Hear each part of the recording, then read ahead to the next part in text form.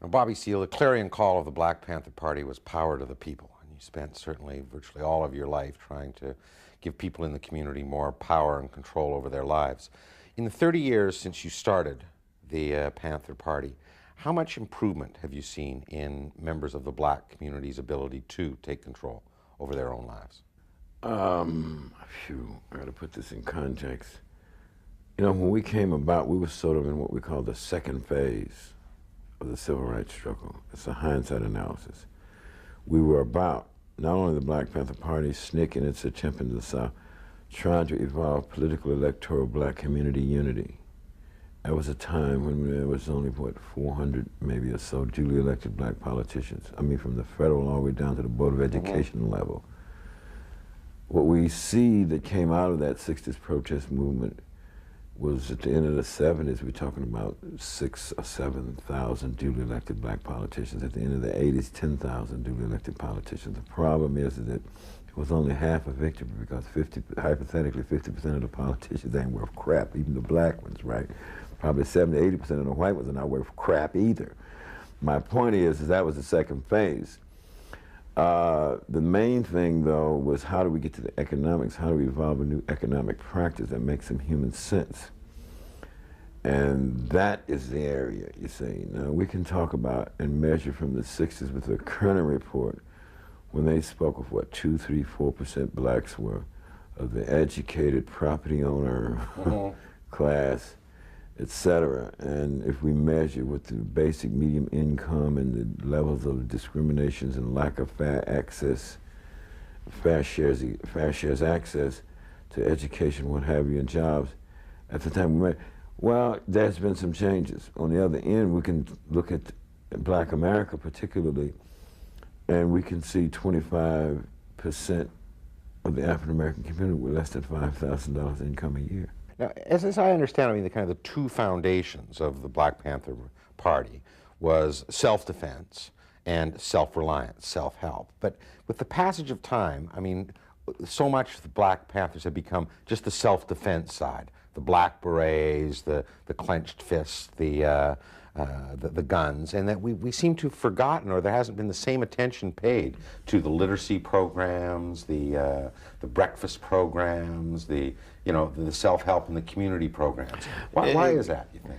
That's because when we said that we would defend ourselves if we're attacked by any races, I mean, that captures everybody's imagination. It's a little bit more exciting than breakfast in a bag, I guess. We were reacting to the several years preceding that period, preceding October 1966 when we created the Black. We were reacting to all of the brutality that had been launched on the peaceful demonstrators. Remember, Huey was in Knight Law School, and the constant reference, as Huey used to say, every time they jump on the peaceful demonstrators, they're violating the First Amendment of the Constitution because it clearly states that all of them have a right to peacefully redress and peacefully assemble, and they only peacefully assemble. Now Bull Corner and the racists are jumping on them, therefore they're violating their constitutional rights, they're violating the law of the land. This was Huey Newton. So when we came along looking at this for several years, we started, he says, oh, we're going to stand for self-defense. If you attack us, we'll shoot back. But we did it by law. We were so damn legal when we went out to patrol the police and observe the police with the legal guns. We knew all the laws on that. It blew the cops' mind. The fact that we knew all our civil rights laws. And in the fact, I guess, carrying an unconcealed weapon was completely lawful. Loaded, unconcealed. Remember, I was in the military, so the youth was trained. I had Albert Howard, big man Albert Howard. He helped me because he was in the military, so we were trained with the weapons. All these particulars we trained them before we went to the patrol. It blows the cops' minds that Huey could articulate these points of law. He could pull out some Supreme Court ruling particular related to the such and such amendment, this is due process law in the 14th Amendment of the Constitution of the United States, therefore you cannot touch my private property, therefore move back, do not, and the black people in the community saying, damn, what kind of mess is this? They never seen it. So their imaginations were being captured. Literally we realized the policeman's imagination was being captured. Literally we realized the whole nation's imagination was being captured. Literally we realized when I took the delegation to Sacramento, armed delegation in the California State Legislature, when they're trying to make this law against us carrying loaded weapons in city limits, it captured the imagination of the whole world. We didn't know this was going to happen. Did it capture, though, to the detriment of the other good work the Panthers were doing in the community? What happens is that this was only in a 6-month period. We hadn't even got to the Breakfast Children program didn't start till '68. The health clinics. Oh, really? That's the point. So all the focus on the Sacramento march. Right. We were a ragtag little group. Before Huey went to jail, there was never any more than 75 people who had been through the party. When I went to California State Legislature, I had 24 males and 6 females, and maybe 5 or 6 other party members who had jobs they had to go to. This is what we had in the first 6 months. But we got this international notoriety. We were like a social evolutionary accident in the middle of an ongoing civil human rights protest that was already there. And we put civil rights right on the cutting edge, civil human rights protests right on the cutting edge. And so we got that notoriety for that before the preventative medical health care clinics, before sickle cell anemia checks, free breakfast programs, free food programs, senior citizen safe programs, taking the senior citizens back and forth so they wouldn't be mugged and stuff. Before these programs. And then later we ran, in late '68, we ran for political office. I ran on the ballot. Kathleen Cleaver's name was on the ballot, Eldridge Cleaver, and we put Huey Newton's name on the ballot while he was sitting in jail. Later in 1972, after myself being a political prisoner in jail without bail for 2 years, I won the cases. And I ran for political office again as mayor of Oakland, but we didn't make it. But by the time I got ready to run for mayor of Oakland, the Central Committee voted that I was going to do so in January of '72. There were no more physical attacks on our offices. 28 was already dead. We won 95% of all the courtroom cases that we've been in because we have one of the most profound legal teams. Give that credit to Huey because Huey was in that vein of thinking, of understanding the whole legal ramifications. Another image that I think a lot of people still have of the Panthers is with those little red books, the Chairman Mao books. That's interesting. Because a lot of times, like, people are writing that this was the ideological base of the Black Panther Party. Not true. Yeah, see, I was wondering, that's my question, is how important was ideology to the Panthers? Well, ideology originally from the Black Panther Party grew out of us understanding African and African-American people's history of struggle for that. I mean, I was chock full of information from '64 to '66. I'm saying that by the time we ran into this red book, it was just a thing. Right after we had escorted Sister Betty Shabazz, we might have been 4 or 5 months old. He says, "Hey man, how much money you got?" And remember, we're still a ragtag organization. I don't know, $70, $80, man. Come over, I know how we can raise some money to pay rent and buy some more shotguns. Next thing I know, in my car, Hugh didn't have a car. We were headed to the China bookstore in San Francisco, some obscure location. We get over there and they said, you can buy these red books for 25 cents individually. If you buy them in a pack, you buy them for 20 cents. I said, we'll buy 2 packs. So we bought 50 red books. We went back up to Save This Gate, University of California. We hadn't even read these things. We knew they were popular in the media because the media would show millions of people holding up Chairman Mao's red book in China. So here we are, 5 or 6 of us, get your red book, $1, and they were going like hotcakes. To white liberal college students. Get your red book, $1. We have not read this thing. We run back to the China bookstore and buy these guys out, man. We buy 200, 300 books and sell them out. We run book, buy some shotguns, pay some utilities and some rent. The next day we're doing the same thing. Finally, we heard about a big anti-war rally 3 weeks later at Kezar Stadium in San Francisco. I mean, they must have, what, 25,000 people in this anti-war rally. We left the guns at home.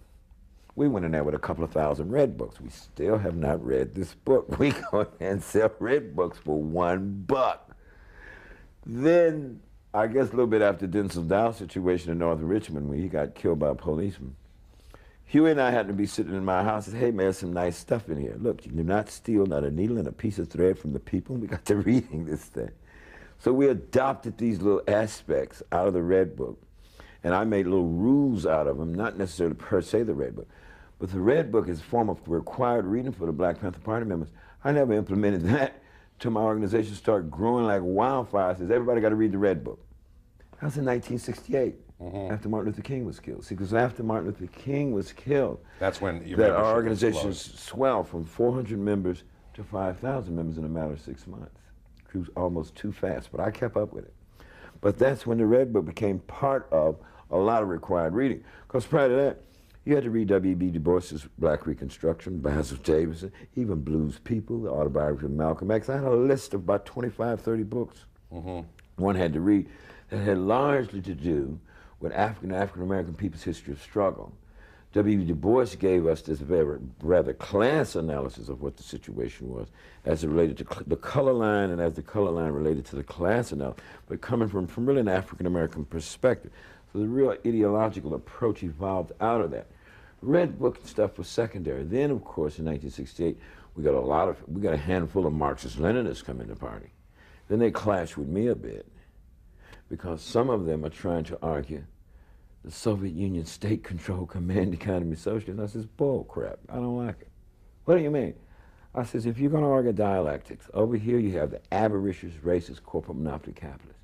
You're saying that the antithesis to this is Russia's Politburo, state-controlled command economy socialism? What about us, the people, can be in control? This is about power to the people. Our slogan is all power to all the people.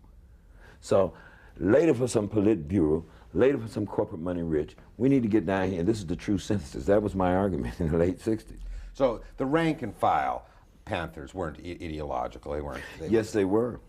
They were very ideological. They were ideological, but I was the key in central political education. Well, your 10-point program, I know, was instilled. That was it, but it was beyond that. We went beyond that 10-point program. In many cases, you had party members trying to read the four works of Mao Zedong, reading Che Guevara. But what I would do was show the party members that they don't necessarily apply in an overdeveloped, fast-paced, high-tech social order. That we're living in a different situation. So you're not living in the rural, you're not living in the woods and the hills, you're living in the urban. So I was high-tech anyway, you know, Gemini missile program way before, and architect, United States Air Force, high-tech. So I understood that relationship. I related more, even when after I studied my African history, I related more to the mineral resources in the bowels of the earth of Africa rather than whether or not I'd wear a dashiki. See, so the aesthetic was secondary. Right. And I'm dealing with the need, how do black people control more of the mineral resources in the bowels of the earth so they can have a decent standard of living and more community control of the political, economic, and social justice institutions that affect their lives. Now, with the passage of time, it's become absolutely crystal clear that, in fact, the FBI did have a program of undermining the activities of the Panther Party. And in fact, I think the Senate Select Committee on Government Intelligence Activities in '76 said the FBI engaged in lawless tactics against Black Panther Party and responded to deep-seated societal problems by fomenting violence and unrest. I mean, pretty tough indictment of a central agent of government. Yet it's interesting, I've read in your works that you don't believe that it was the FBI and only the FBI that was responsible for the demise of the Panther movement. What I call the final demise is a difference. I'm not going to take the FBI off the hook. They've violated our constitutional rights. I think Wesley Swearingen, with his recent book, FBI Secrets, Southern Press Publishing, exemplifies that. He's an FBI agent who's revealing real murder tactics, particularly John Huggins and others. Now, the FBI violated our rights. They fermented that split between Eldridge Cleaver and Huey Newton, all of that. Now, let's get into the fall of '73. Elaine Brown is running around telling little lies on people so she can get close to Huey. I think somebody said this about you, Chairman, a servant, and they disrespecting you. And one day, Huey, beginning to snort cocaine, abusing that, Since around jumped 73? on a rank-and-file party member and beat the hell out of him. A whole herd of 100 and some odd party members just left. Who the hell he think he is? And people were peppering off because of this kind of crap. I'm jamming you. We put you in the hospital twice behind abusing those drugs. We had Dr. Small. I mean, we actually put him in the hospital. I'm not trying to take away Huey's early contribution. I'm telling the truth of what happened. Right. You need to know the whole truth. If you only have a half a truth, it's the biggest lie in the world. This is what happened in the real demise in late '73 and early '74. In May of 1974, I discovered Huey Newton is trying to take over the drug trade. We've bundled down to 250. It's in Oakland now. Oakland, San Francisco, Barrett. That's the only branch and chapter operation going, except for a skeleton crew with a free ambulance program in Winston-Salem, North Carolina. There's no Chicago. All the chapters have been broken down. They don't exist anymore behind that Miralty campaign. So now you see the real demise that's beyond COINTELPRO. unless Huey Newton and Elaine Brown was working for COINTELPRO. See, so this is the trouble with so many party members. They're hurt, some of them, to this day. Most of them are not, because a lot of them are PhDs and master's degree people now.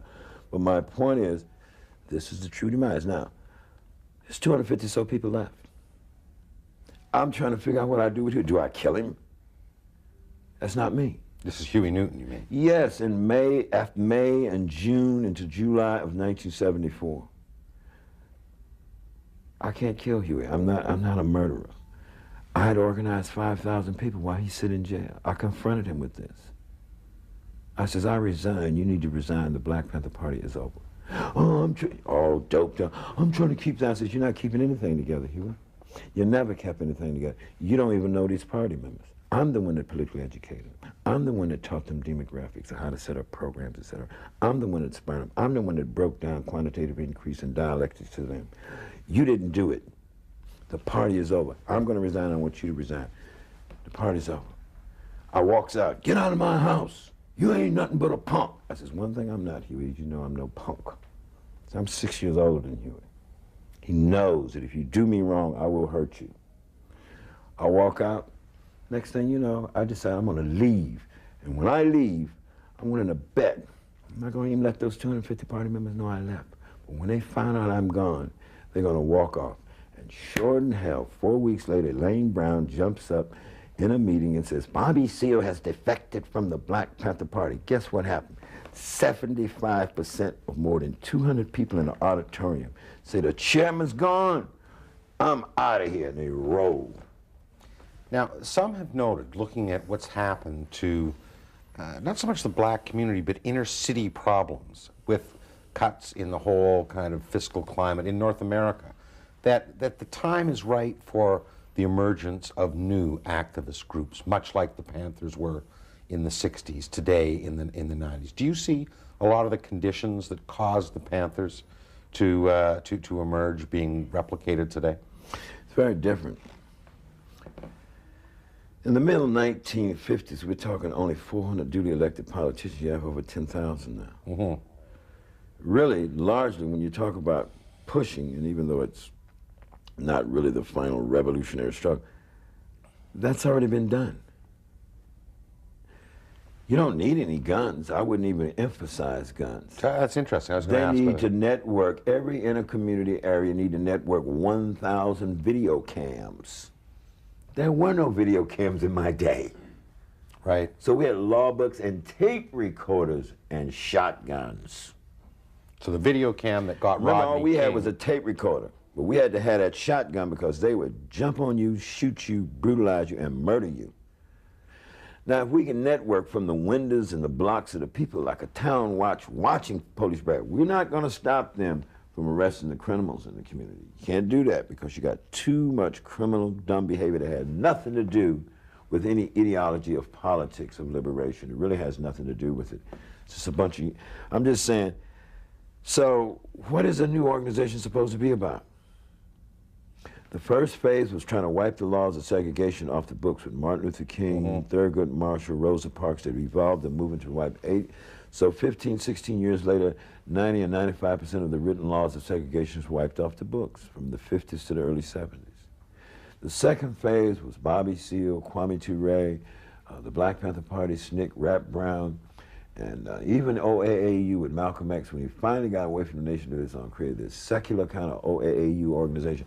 That was all about trying to evolve that grassroots political electoral community power to get more participation in the system, right? The third phase is about economic liberation, and it still exists to this day. So whatever organization comes about, we got to get beyond names, and the content must be about higher education and economic liberation. Inclusive in that higher education is not only African and African American people's studies, it's Native American people's studies, it's all ethnic group studies. It's understanding humanity. And also realizing that we're getting ready, this is an information-based economy now. We're not dealing with an industrial age anymore. We were coming out of, while the 60s was part of the peaking out of the industrial age over 300 years. Now we've evolved to this new information-based economy. We're talking about the 90s and moving into the year 2000. So for every little group to jump, we're the new Black Panthers, I'm asking, what is your ideology? Is it about education and economic liberation or not? And if it's not, I have no time for it. What's your take on a lot of the interracial problems that are happening in minority communities in America right now? Black on Korean problems, black on Asian problems. It's because most of that is generated by varying degrees of what I call xenophobic nationalism or naive black nationalism. These nationalist groups speak in terms of separation, et cetera, and so on. And they're coming from an old ideological approach. The problem with that is that they forget that this world is too interconnected and too interrelated. What they don't understand is black unity has to be about helping to humanize the world. I think that Nelson Mandela represents a profound example. Mm-hmm. On the one hand, remember 2 or 3 years ago, Brother Khalid Muhammad. Now, don't get me wrong. I understand Khalid Muhammad's growing up disenfranchisement and the racism, beating him on his head, and probably the police done brutalized him and killed, you know what I mean? And so he jumped up 2 or 3 years ago. Yeah, and when Nelson Mandela and them took over, they need to kill all the white folks. And if there's an old white man in a wheelchair, you need to push him off a cliff. Now, what is that? That's stooping to the same level of a Hitler-type racist Ku Klux Klan. And a lot of times these guys emotionally feel that this is justified because it was done to black folks. Mm-hmm. But that is not the goal objective of the struggle. This is where the right-wing racists on the other end are able to use that to justify a perpetuation of the exploitation, murder, and brutality of people of color. The true goal objective is where Nelson Mandela is coming from. To get control of the political, economic, and social justice institutions, it's going to take him a few years to get greater control of the security forces there and the real political procedure to a point where when he says we're going to have a non-racist society and a non-sexist society, to have a non-sexist society is to focus in on what human liberation is about. That is the goal objective. In other words, black unity only for a catalyst to help humanize the world. What kind of tactics do you think are going to be necessary to gain that economic, social, and political control? What activists out there are doing things that impressed you today? I love the way, was it Greenpeace or Green Party and the groups on the internet signed this petition against the French government for its renewal of nuclear testing. Yeah. How can we get more creative with that as part of the tactic? We have to understand that we can get across border lines, we can communicate. I mean, people are going to have to create tactics that are going to, where you're arguing some civil human rights issue, you're going to have to show its interconnection with how the environment is being described. Mm-hmm. What about the Louis Farrakhan's and the other black leaders who've come to prominence in the last? Well, you know, Louis Farrakhan is a reverend, a preacher, whatever, you know, he's sort of a messiah type guy, you know, but I have to give him credit for more recently in terms of organizing tactics. The African American Economic Development Council, to me, was the most important thing he said. It represented coalition, political, community organized. He has to work with 25 other black organizations totally outside of the Nation of Islam with the African American Economic Development Council. You see what I'm getting at? So, depending on if that goes positive, that's the most important thing he said in that whole speech. You know, my point is, it's probably a growth level for him. He had to stop castigating Jewish people based on an old 2,000-year-old religious war that's been going on in the Middle East. You know what I mean? I'm tired of it. And if we get beyond him, I think Jesse Jackson's speech was very significant at that Million Man March. People need to listen to that. You know, what he was talking about. You know, next time there's a march, we need to have a 5 million people march. Men, women, black, white, blue, red, green, yellow, and polka dot. That's the next march that need to come down. And what lies ahead for Bobby Seale? Bobby Seale, well, I'll probably produce this film, Seize the Time, with the real authentic high drama of the Black Panther Party. Black Panther Party's history on the big screen. Out of that, we hope to raise some money to create the Environmental Renovation Youth Jobs Project, particularly in Philadelphia is the first example, then maybe to Detroit and some other cities. idea is you got to raise that $10 million. I'll take the cookbook, Barbecuing with Bobby, put it on CD-ROM now, add some more recipes, a new edition on CD-ROM, and help market that. And up to 50% of those funds will help go to the Environmental Renovation Youth Job Program project. Actually, this is where you're encouraging kids to renovate cars and... No, we're structuring it in such a way, under reach, but the Environmental Renovation Youth Project will also be a nonprofit entity where we, former party members, the handful I'm working with, we're actually hiring professional supervisors, professional carpenters, builders, drywallers, electricians, roofers, etc. They'd be paid union scale with all the retirement and stuff. But they'll have anywhere from 3 to 6 youth that they'll be teaching to do this actual work. And we'll be able to pay those youth $7.50, $8.50 an hour. Renovating old houses and renovating old cars, and also step by step involving electrical automobile technology, alternative energy frameworks for the renovated housing. You see them getting it, putting it back on the market, the money is paid back to the... Right.